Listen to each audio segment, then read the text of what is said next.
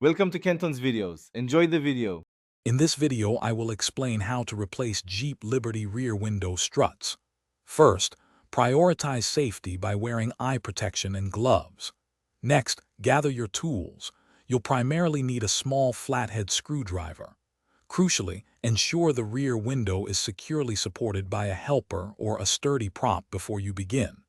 This prevents accidental drops and potential injury, making the job much safer. With the window supported, locate the small retaining clips at both ends of the old strut. Carefully use your flathead screwdriver to gently pry these clips open.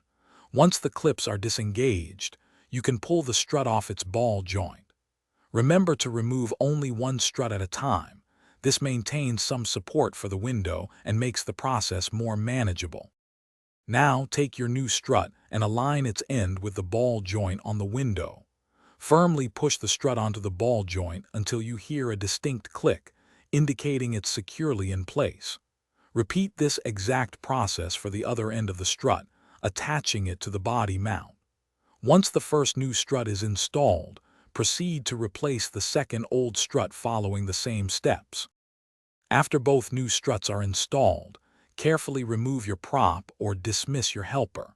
Gently test the rear window's opening and closing motion. Ensure it operates smoothly and quietly, without any binding or resistance. Confirm that the window now stays open securely on its own, providing reliable support. You've successfully replaced your Jeep Liberty rear window struts.